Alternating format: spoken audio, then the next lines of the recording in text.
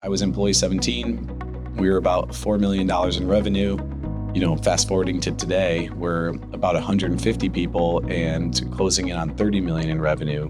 And so a lot has changed in that time. It's the secret sauce. The magic behind the curtain is that we're just, what you see is what you get. We really focus on the service side of the business. We are a service company first and foremost, rather than IT. We just happen to do IT. We provide great service, and that I think is one of the things that has set us apart.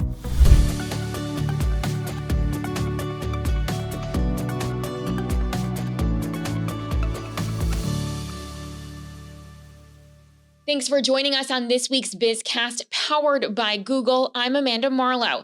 This week, we are joined by Charles IT Director of Finance and Operations, Sal Marino. Thanks for having me. Thank you so much for being here with us today. Obviously, IT is a industry that has really seen a lot of growth. I know your company has seen a lot of growth here in Connecticut, and definitely want to get into that. But first, let's talk about what is Charles IT and some of the services you provide. Absolutely. So Charles IT, we are a IT outsourced managed service provider. So basically, if you need help with anything IT related, you look to us. That's if you don't have your own internal team to be able to help you. So we'll do anything from your basic help desk all the way up to being your virtual CIO. We'll help with strategy, also cybersecurity and compliance. And so for the people that we serve is generally companies that have about 25 to 150 employees. That's kind of like our sweet spot. So that kind of smaller business, middle-ish market. Yeah, exactly. Because once you start getting to the 150, 200 and beyond, you start to, have some needs change and maybe even some more high-touch individuals that need someone like they're on site with you. So it does change a little bit, but that's generally who we're targeting. And where are your clients? All over, primarily Connecticut? Yeah, so most of our clients are headquartered in Connecticut, but they could be all over the globe. Our reason for that is we want to have the real relationship with them. We want to be able to drive and actually go meet with them. Our goal is to go have a beer with our clients. We want to be able to have that relationship. So that part is super important. And so tell us, how did Charles IT begin? I know you came in a little bit later, but tell us kind of the founding story. Yeah. So Foster Charles, our CEO, he has a pretty great story of his background. But to make a long story short, he started the business in 2006 in high school, and he literally had to get a cab to go to one of his clients, which at the time was a small eye doctor that to this day is still a client of ours, but kind of gave him his entryway into servicing businesses and talked to him about a recurring model and, really helped shape it for him. And then, back then we were doing anything, whether it was web development, point of sale system support in restaurants and anything that Foster could do, he was doing to try to just make it by. And he was living off of his wife's teaching salary at that time. So it was, times were definitely different. And fast forward to 2012, Foster basically migrated a large hospital to Google Apps as the first hospital to make that migration. And they basically offered him to come on, be their CIO. And he said no, even though he'd make 10 times what he was making at the time. He got a contract, so they couldn't fire him after a year. They even said, bring your best 3 people. And when he turned all those things down, that's when he was like, we got to get serious. And since then, it's been about 30% growth year over year since 2012. Which is quite a long time for that growth, for sure. So he saw the opportunity that this company had.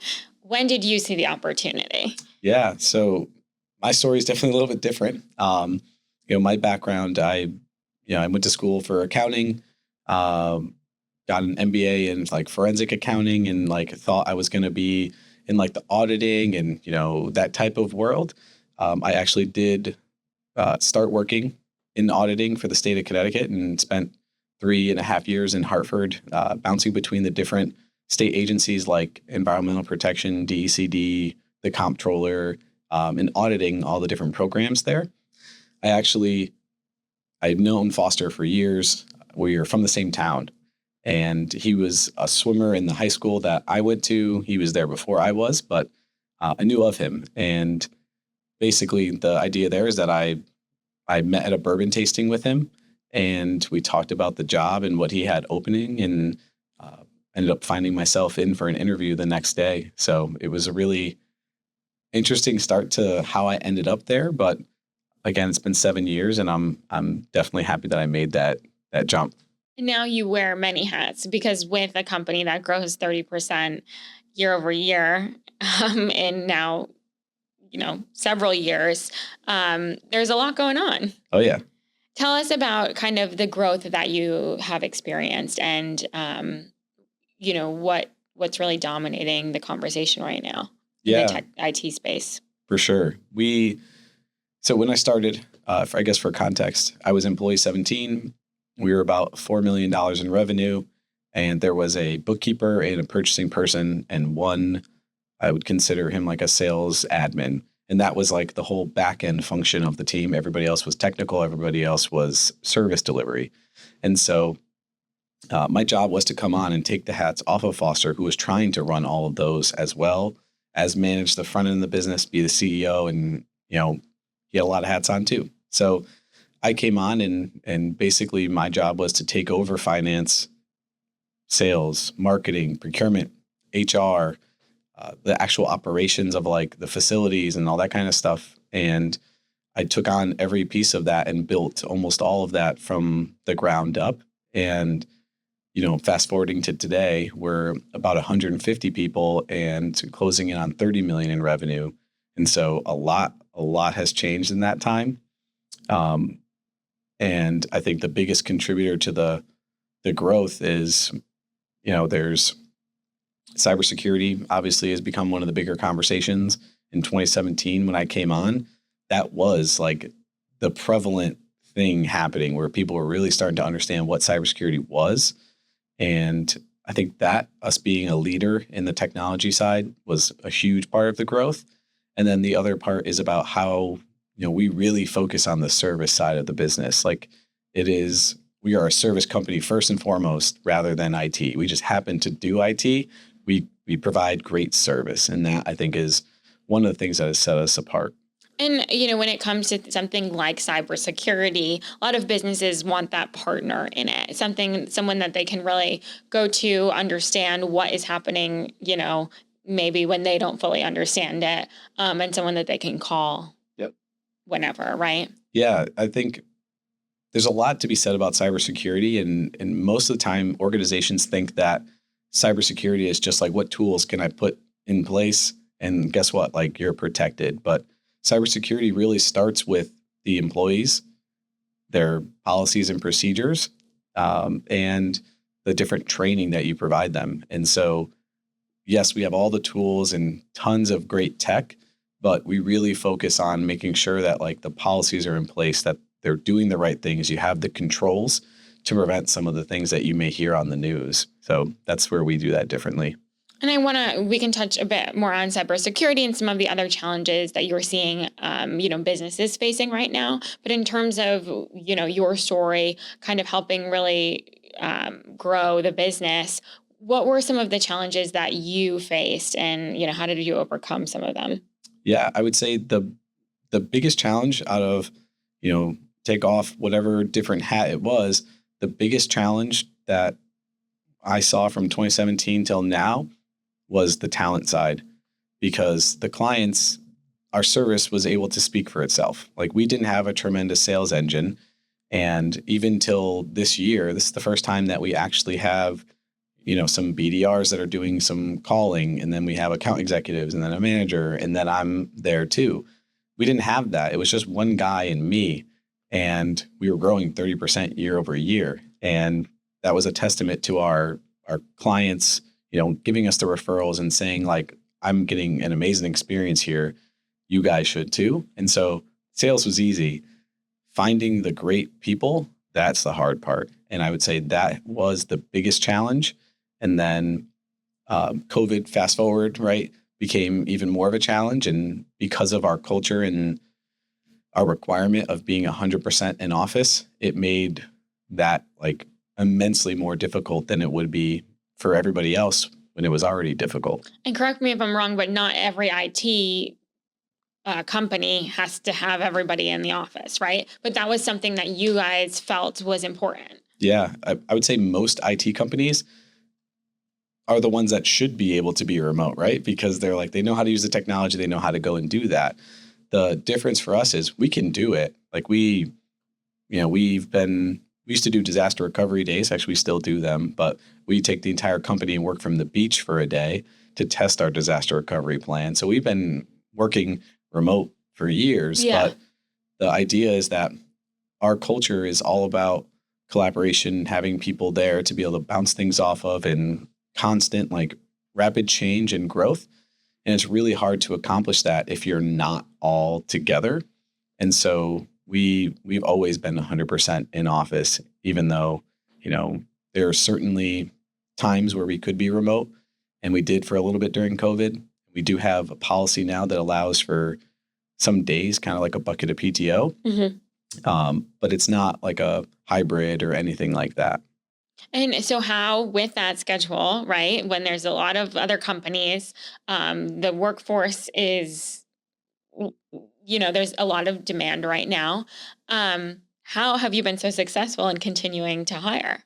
Yeah, it's been. What's the secret sauce? Yeah. I don't know if there is. I think honestly, the biggest thing is the persistence and remaining steadfast to like what we want. Because right now, we look back to COVID, and a lot of the organizations that wanted to pull back and go remote, they were doing awesome. And we were the ones fighting to get any employees who actually wanted to go into the office. Now the roles are reversed, and a lot of organizations are starting to pull people back into the office. And those organizations are now trying to flip that. And now they're having the problems where we just never had to deal with them because we've always been in office. So I would say the magic behind the curtain is that we're just, what you see is what you get. Like our social media, our marketing team does a really great job of portraying like what it looks like on the inside at Charles IT.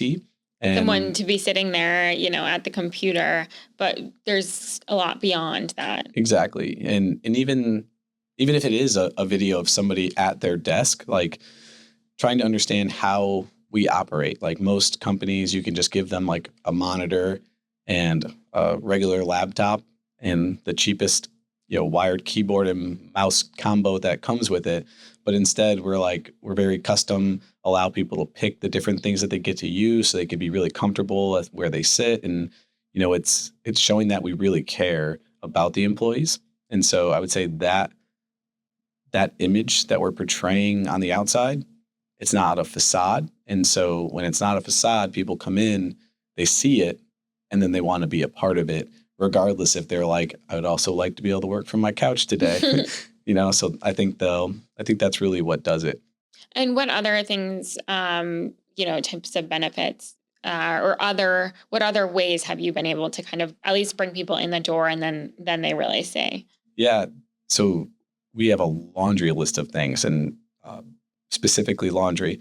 We pay for everybody's dry cleaning, and that's one of the most unique perks that we have. Okay. Because normally you think about IT and it's like a grungy kind of, I don't know, wrinkle shirt. And like, for me, we really want we're a high-end service. We're not like a discount IT group. Like we are a high-end service, and you receive the service that you're paying for, but we also want people to look the part. So we're business casual in the office every day. And so we pay for all the employees' dry cleaning. They just put it in a bag and someone picks it up and brings it back dry cleaned. And that's really cool for people. Like I can't tell you the last time I ironed a shirt, and that's a pretty nice feeling. But we have dogs running around the office every day because we were able to convince all of our landlords to allow dogs no matter what every day. We have, beer, kombucha, nitro coffee, snacks in the kitchen, like whatever you can think of, we have. And then So you're really making it an environment that feels better than being at home is what you're trying it's to, right? It if doesn't you have the have to flexibility. leave, Yes. yeah, like if you have to leave home, it has to at least be as good, if not better, right, than being at home. And that's really what we're trying to emulate in our office experience. Okay. Awesome. That's, it's just so interesting to hear, especially at a time where most of the people that sit across from me right now, I'm saying, what are you doing to attract talent? We're trying to find every way, to be flexible with, work hours and office. And, I know that there's other ways that people can do that, but you're saying we're hiring at really fast, high levels. And we're asking people to be in the office every day, which is just a little bit different than what we're used to hearing in today's economy. Yeah, we're so far, I would say through July, we've probably hired 50 people, and we're 150. Like that's a third of the company, right? And so we're growing so rapidly, and we're coming up with a bunch of different strategies and ways to be able to find and attract talent. But there's plenty of people out there. The hard part is making sure that you're finding the people that align to like your business, the values, and the things that you're looking for. And where are you finding success? Are there any, partnerships that you have with different educational institutions?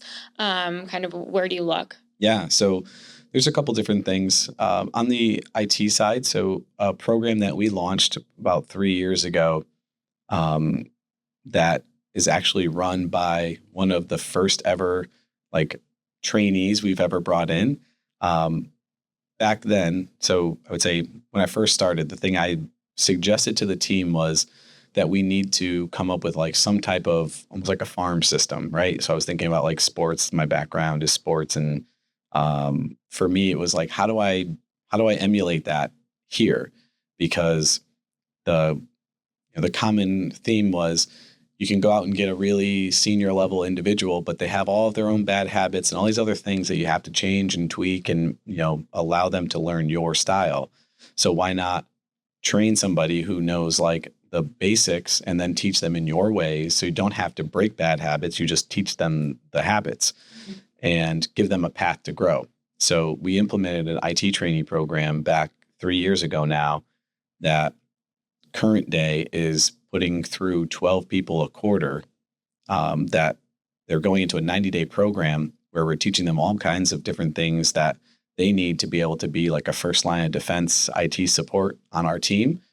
And if they make it through the program, then they're offered a full-time job with us. And so what type of background did those 12 people have going in? Yeah, so they either have some type of IT certifications, or they just went to school and graduated. There's high school, college. So a little bit of both. We have someone who's on our team now that we got him right out of high school, and he's been great. But we do have a bunch of partnerships with like Central Connecticut. A huge shout out to them, and their networking program is something that we really, really love to work with. And they've been a great partner to us. And then we also work with a bunch of the different like state agencies like Workforce Alliance. They've been a great partner, and Capital Workforce Partners. Those organizations have been really great about helping us with creative programs for subsidizing the different programs that we use or offsetting training costs. And, they have a lot of really cool ways that have enabled us to be able to blow up that program to the scale that it's at now. And so this 90-day program, it's, taught by Charles IT current employees. Mm-hmm. And then these potential employees come through the program. Is it a paid 90 days? Yep. So it's like a paid internship, for lack of a better term, but they're trainees and they come on paid for 90 days and they have dedicated person that is with them 24/7 while they're in the office to help with actual like teaching and training. And but they're also getting that taste of what the office atmosphere and culture is like. They're invited to everything that we do, all the fun stuff. We do Friday lunches together and they're there. We do entire company stand-ups where we call them Friday Fix, where we're trying to solve some of the bigger issues that are impacting the company, and everybody gets to be involved in that. So they also get to let their voice be heard, even as a trainee in the program, because they're the ones that are on the phones and dealing with some of the issues that are there on the ground that we may not see on a day to day. But those are the things I want to hear about, because I know that if I hear about those, I can go and, rattle some cages to go figure out what can I change to make that experience better for our clients. So it's really cool to immerse them in our like environment. And you can probably see pretty quickly which ones, are catching on, and you can see growth within the company. Yeah. And there's definitely times where some don't end up working out, but the nice part about the program is that they get a bunch of certifications through us. We help them with like resume writing and all that kind of stuff if it doesn't end up working out. And then we partner them with some of the other recruiting agencies that we have relationships with. So a lot of them have, landed somewhere else in another role and in the IT space. And so what's cool is we still get, kind of like some thank you emails and things back from those individuals who have landed in another spot. And are just like, I know it didn't work out here, but really appreciate it because now I'm, at this school district and, as one of their IT people. So that's always cool too. Yeah. So you're still feeling, that you didn't waste everything, on these students. And 12 people a quarter is not a small number either. Yep.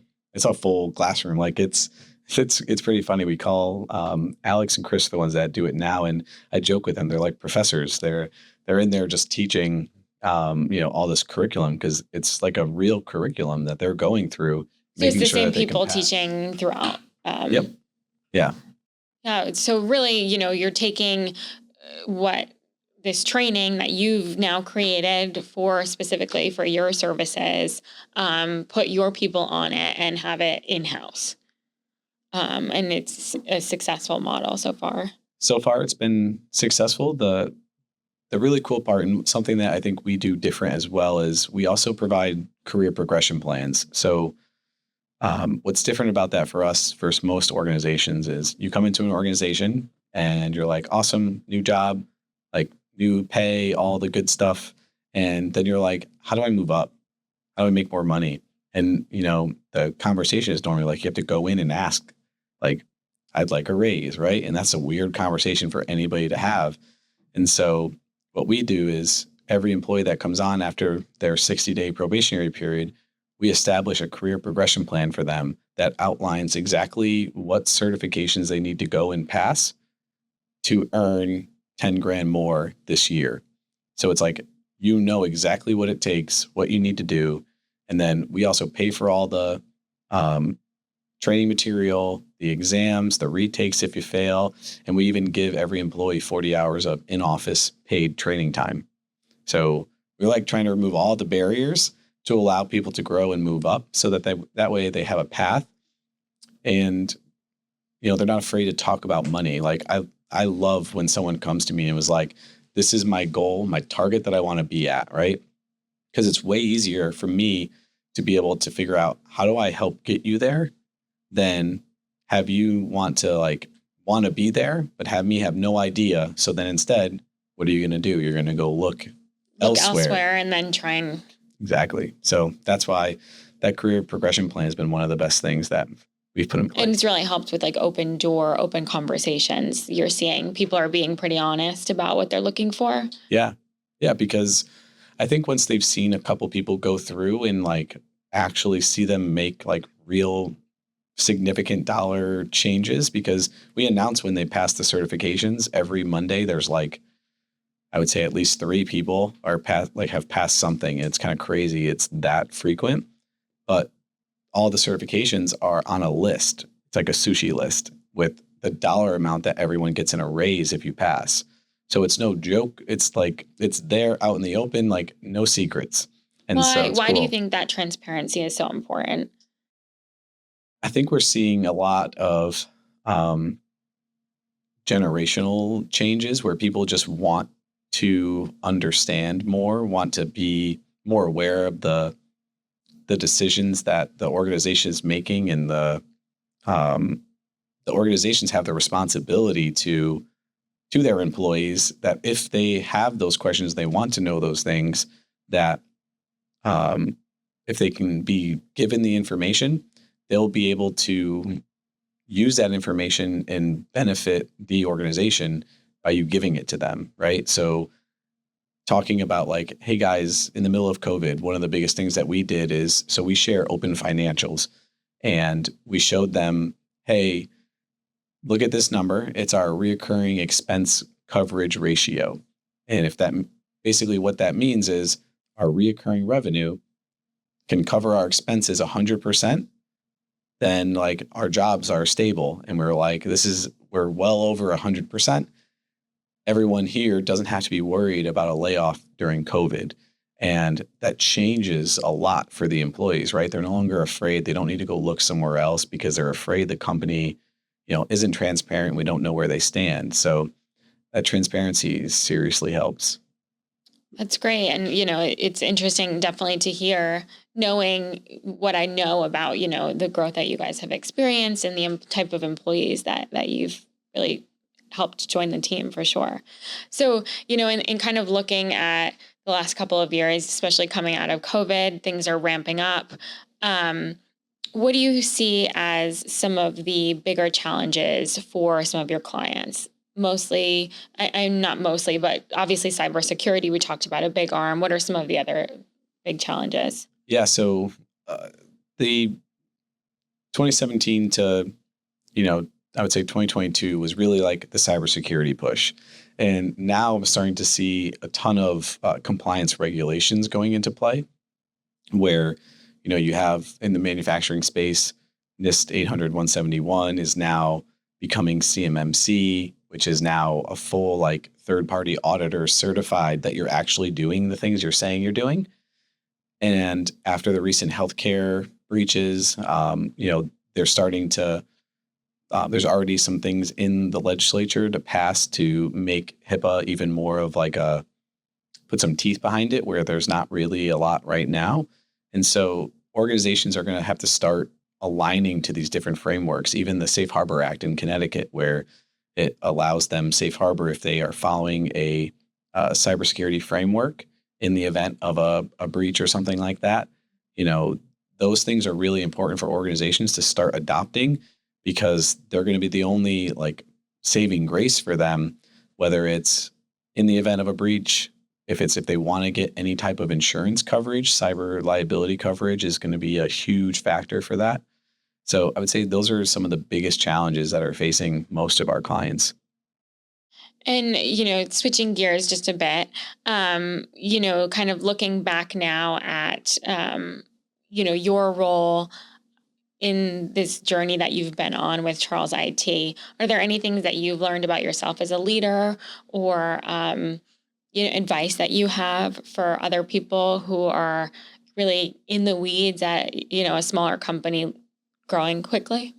Yeah, I think one of the biggest benefits that I received starting off in the organization as small as it is that I got to basically touch every like role in the company. I knew how almost everything worked. And so by me actually getting in, being able to like turn the knobs and be able to figure out how things work, it allows me now, as a leader to be able to be more effective and speak specifically to the problems and the things that the team is working through, but also it gives me the ability to like understand what they're telling me and how can I now take what I know about that situation because I've dealt with it before and apply it and give some type of direction or change to what they're currently doing. I think that immersing yourself in that, because now one of my favorite things to do is if,